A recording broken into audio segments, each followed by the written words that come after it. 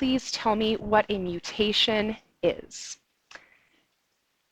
Oh, Brittany said yep, so she's going to tell me what a mutation is.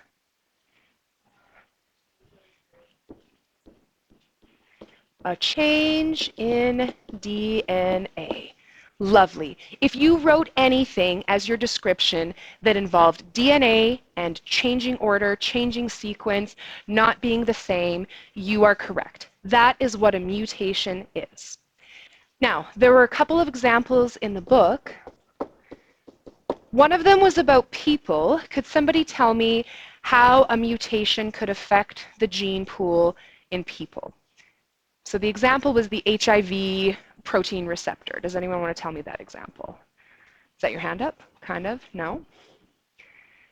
So, just so that you're clear, there is a mutation that affects a receptor, and it gives you resistance to HIV. Now, is that advantageous or disadvantageous? I see someone's giving me a thumbs up. It would be really advantageous to have resistance to HIV. So how would this affect the gene pool? Well, we would think people who have this mutation might be more likely to survive and reproduce. Now, in this day and age, with all the medical treatment we have, would it be a huge thing, a huge difference? It might not be. We've actually come to the point where HIV can be managed, and it's not necessarily the death sentence that it was before, but this is definitely an advantage. And any time a phenotype or a genotype provides an advantage, that is likely over time to cause changes to the gene pool. Did anyone write down the other example that was in the book? The one about the rats? So the other example in the books was that there are rats who are resistant to warfarin, which is a pesticide. It's a substance that's used as rat poison. And the example talks about the Norway rat and how at a particular time we started using this substance as rat poison, but now many rats are resistant to this substance because in the initial population of rats, the ones who were are the only ones who survived and were able to reproduce. Now, this is pretty good for rats, maybe bad for us, if rats are not something pleasant and enjoyable to have in your vicinity. But those are both examples that give you a positive outcome. Now, there wasn't one in this section of the book, but can anyone think of something that would be a negative outcome? Maybe a human condition caused by a mutation that makes you less likely to survive and reproduce. So there's a condition, it affects your blood cells. We've mentioned it before, yeah?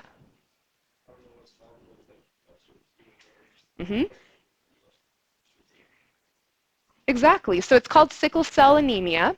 So I'm going to add that one, and I'd like you to add this one too, because I really think that it's important for you to understand that mutations can be beneficial, but they can also be detrimental.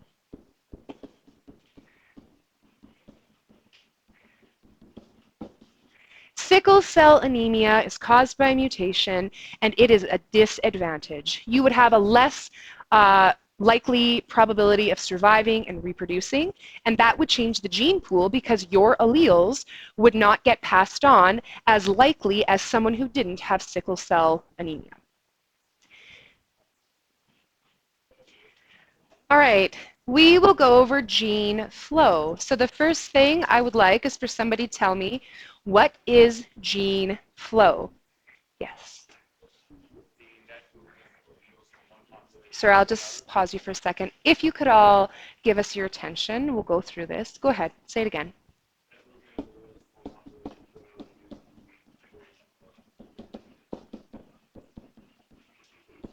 So, because I like brevity, I like to omit words. I was actually telling our intern teachers over here that I rarely write in complete sentences unless it's absolutely necessary. So what is gene flow? It's the net movement of alleles from one population to another, usually because of migration. So in the textbook, there was a fairly extended example, sort of two parts about the same organism. Does anyone want to tell us how the example of the wolf represents gene flow? I see that's what most of you wrote down as your example.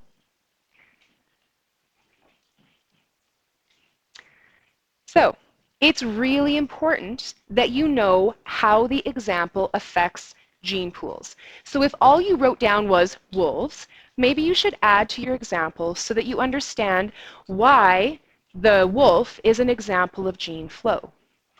In the first part of the example, it talks about a lone wolf joining neighboring populations. That would affect gene flow because now I have immigration into that population. So anytime any kind of migration happens, that would be an effect on gene flow. The other part of the wolf example was wolves were introduced into a national park. Now this Yellowstone National Park, have any of you been there before? Yellowstone? It's a pretty famous national park. I've been there. My dad was pretty big on wilderness, camping, national parks. I think we've been to every national park in North America. Most of the time I was like, really, Dad? There's like some trees and some animals. Awesome. But in Yellowstone National Park, there was a wolf reintroduction program already many years ago now, probably before most of you were born, where they took wolves from Alberta and British Columbia and introduced them into the wolf population in Yellowstone National Park to increase the numbers in that population.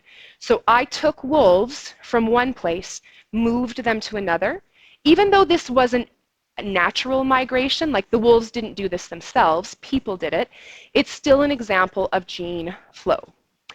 The other example that I think everybody should be aware of is the example your textbook gives about humans. Depending on where you are, the names of the places would be different, but humans are constantly immigrating and emigrating between provinces, cities, countries, continents, whatever it may be. And so humans, we could say, have sort of changed populations quite a bit more now than in the past. In your textbook, it talks about how in the past, perhaps movement between populations was much more limited. If you think about even just a few hundred years ago, methods of transportation that were available weren't necessarily conducive to switching from one population to another. And so until, you know, the middle of the middle of the 1400s, 1500s, people from European continents were not mixing with populations on North American continents, not until the explorers discovered that there was actually a whole other part of the world. So now there is a lot of human population flow where people are moving from one population to the next. Someone in my period 1 class did their de facto presentation on people with blue eyes having a common ancestor. And one of the things we discussed after was how it used to be that you could tell where someone was from, more or less, by how they looked. People in different geographic areas had a particular phenotype because there wasn't a lot of mixing between populations. So for example, Scandinavian countries, that would be things like Sweden and Norway, tended to have lighter colored skin, lighter colored eyes, lighter colored hair. That was their sort of Scandinavian phenotype. And even though that's still somewhat true, there's a lot more diversity. I wouldn't look at a very tall, blonde-haired, blue-eyed person and just assume automatically that they must be from one of those Scandinavian countries. So that's gene flow. So let's talk about non-random mating. As I walked around, I saw a number of different ways of describing it. So I'm going to ask a few people to share what they wrote. So the first one I'm going to ask is, Easton, can you share what you wrote for the description, please?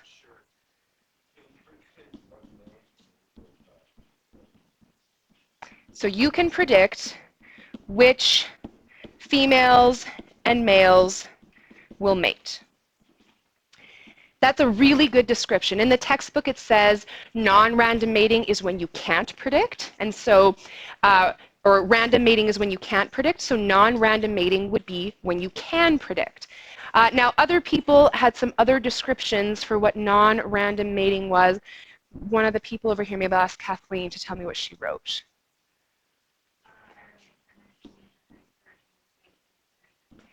So, partners choosing each other. What is this word that I'm about to write? Partners choosing each other based on their phenotype or some other characteristic. That's another really good way of describing what non-random mating is. So in the first one, you would probably use that description if you were talking about animals. You would be able to predict, for example, that the flashiest peacock will be the one that gets to mate with the female. And the second description, I think, is good for organisms like us, like people, where we are choosing. So I don't think I can look at your class and be like, I think that this person and that person are going to mate. That would be kind of funny and gross, actually, if I predicted that. But those are two really good descriptions of non-random mating. Now for some examples, I'm going to write peacocks down because I just said it. That is an example of non-random mating. The males have flashy tail feathers, they do a little boogie, and that is what attracts the female.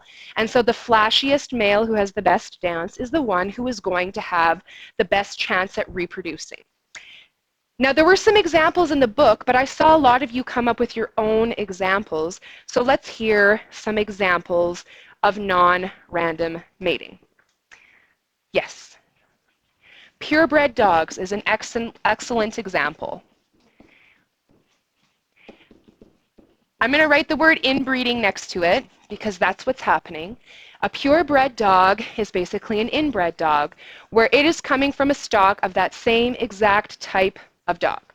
Purebred dogs, like I was mentioning to the people at the back, do actually have a higher incidence of problems.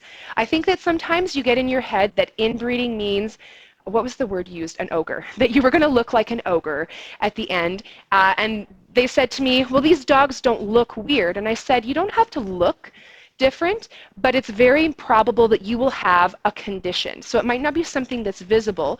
It could be something like deafness, blindness, heart trouble, but many races of purebred dogs have that problem. One of the diploma questions we did the other day was about Dalmatians and how they're deaf. Greyhounds tend to have heart problems. My little miniature dachshund, her race of dog, always has back problems. And there's just a higher incidence of problems in populations where inbreeding occurs. Now over here, I saw, Sabrina, I know you wrote this down. What was your example for this? A zoo is a really good example. So anyone who wrote down selective breeding or anything that means selective breeding, that's a good example of non-random mating. Now in the book, I'll just add this one in. There was one about goats, which I just thought was funny to look at. If you look at the picture on page 693 of your textbook, it shows you how goats have an underbite, and that's common because of inbreeding, just like inbreeding causes issues for purebred dogs. And the other example that's in your book was about flowers and plants in general. Now the example for flowers technically is in the genetic drift section, but I'm mentioning it here because a lot of flowers and plants in general auto-fertilize. That means they are not producing a new plant, a new flower, with some random other flower. They themselves are fertilizing themselves and producing a new flower that way. So that is another example of non-random mating. Does anyone have any questions they want to ask up till here? So the fourth one is genetic drift, and genetic drift has a few things in it. Genetic drift should have a description all of its own, like what is genetic drift. You don't need to put an example for genetic drift itself. There are two sort of subcategories of genetic drift. That is where you should be looking for the examples. All right, let's start by talking about what genetic drift is. So would anyone like to share with me their definition of genetic drift, which you probably just wrote from the book, so don't feel bad. You probably have the right answer. Let's see, who wrote? Jared, I think you wrote it down. Why don't you tell me what you wrote?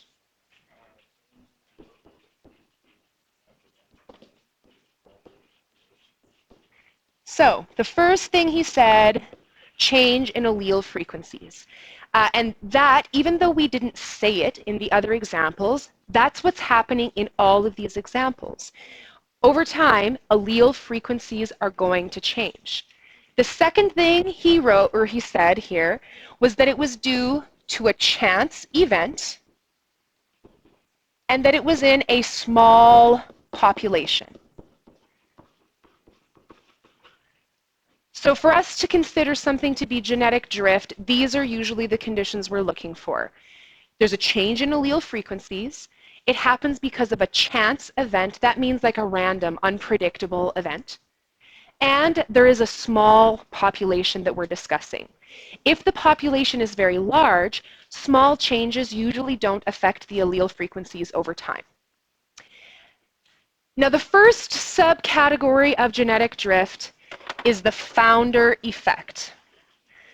So even if you're not sure what this effect is, I think most of you would know what someone who founds something is. If I'm the founder of a company, what does that mean for me?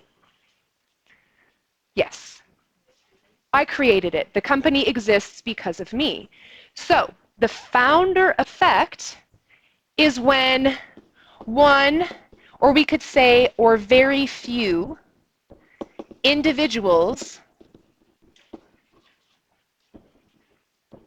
are the basis for a population. So if you wrote anything about how a population begins with a very small number of organisms, this is the founder effect. That would be the founder effect. So does anyone want to share an example of the founder effect that they found? Oh, we're all big on sharing today. In your book, then, I'll just mention the couple of things that I think would be important. It very often happens on islands. So if you think about where islands exist, especially islands that are really isolated from other places, a few that I'd like to mention are Hawaii, the Galapagos Islands, and probably the biggest one, Australia. Australia is an island, but it's also a continent. So let's start with Australia because you're probably very familiar with this. What's different about Australia? What do they have that we don't have? A type of animal, perhaps, that lives there? Yes, kangaroos. Kangaroos are marsupials, and as a general rule, marsupials exist in Australia, but not really anywhere else. There's one example, it's the North American opossum, but other than that, marsupials are restricted to Australia. That's where they live. And so if we take Australia as our example, how would the founder effect apply? Since we think that all of these islands were connected in the past. So you might remember in Bio20 hearing about how we think that all of the continents at one point, or it doesn't have to be Bio20, maybe just your life, that we think all of the continents used to be attached to each other, and that over time, bits of land separated from continents and became isolated. So the founder effect would happen in Australia because only the organisms that were on that geographical area would be the basis for the population that lives there. So evidently, when Australia separated, there were not very many mammal species that would have existed there. Otherwise, they should logically exist in Australia now. So the idea would be that the species that live there should have a common ancestor specific to Australia. The next one is the bottleneck effect. The bottleneck effect is one that's a little, I think, easier to understand once you get past the name. The name sometimes makes you think of something different. The bottleneck effect is when a large, and it has to be large, number of individuals die, or at the very least are unable to reproduce. Now, we said that genetic drift is because of a chance event. And the bottleneck effect is usually caused by some sort of disaster type thing. Can anybody think of a disaster that would kill a lot of organisms, a lot of individuals in a population? Yes. Absolutely, a disease. So a population could be fine, then a disease could come along and wipe out most of the individuals. If you have ever driven through the mountains and you've seen a portion of the forest affected by pine beetles, then you would have seen disease causing the bottleneck effect. Basically, entire sections of forest are totally wiped out because this disease, this infection that the pine beetles are causing is ruining that entire population. What would be another disaster type event? Anybody know what killed all the dinosaurs? Yeah? Natural disasters. So we have a flood. We have a fire. Anybody know what killed all the dinosaurs? Or lots of them, we think? A meteor. So disease, flood, fire, any of those situations could rapidly wipe out a huge section of a population. How would this cause a change in allele frequencies? Well, a whole bunch of them are now dead, and regardless of if their alleles were beneficial or not, they're not getting passed on. I'd like to add another one to the end of the list, and that's famine. It's not necessarily a disastrous event, like it's not like, ooh, boom, famine happened. But if a famine is occurring and organisms are at a lack for resources, whether it's food or otherwise, that can cause a huge bottleneck effect. Now, the last point on the list is natural selection, and I have a feeling that you don't even need to read this section to be able to tell me what natural selection is, since this is not the first time that you've heard of it. Would someone be willing to tell me what is natural selection? Survival of the fittest.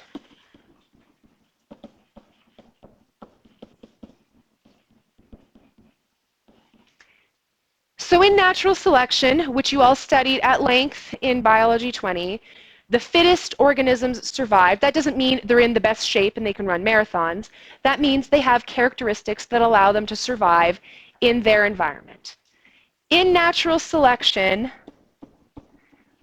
some phenotypes are selected.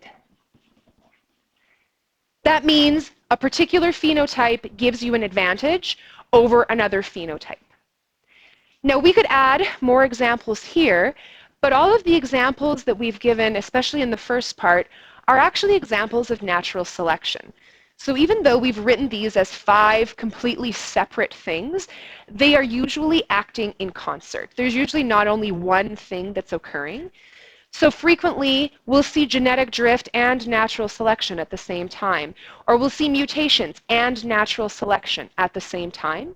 So to me, natural selection is like the umbrella category here that a lot of the other ones could fit into if we needed them to. So I've written it here so that you can see. It'll be part of the video in case you forget. I'll put this on Classroom. In your booklet of practice diploma questions, please try number 120, 125, and 132. So 3 questions out of the practice diploma booklet. 120, 125, 132. And then in your textbook, there are 2 what we call thought labs. Basically, it's a context that is about changes to gene pools where we're asking you a few questions. In your textbook, the first one, Thought Lab 19.1, is on page 692. It's about what seems like a funny thing, a white black bear. So not all black bears are black, some of them are white. And in that particular example on page 692, it gives you some frequencies. And because I don't want the calculations to be the thing that bogs you down, because I want you to think about what's happening, I'm going to tell you that the frequencies that you are being given, that's how many bears have this phenotype, and this is the recessive phenotype. So they are telling you Q squared in the textbook. Okay? So for page 692, the frequencies that you have given to you on the page are Q squared. So that's what you have, and then there are a few questions that you have to answer based on that. You only have to do the analysis questions, and on page 692, that's all that there is. On page 696, it's a different example. I really like this example because it's actually relevant to us locally, because it talks about the Calgary Zoo and how we contributed to this, but it's about whooping cranes. On this page, there are some extension questions which you do not have to answer. You only have to answer the analysis questions. So analysis for both pages, one of them only has analysis, the other one has some extras that you don't need to do.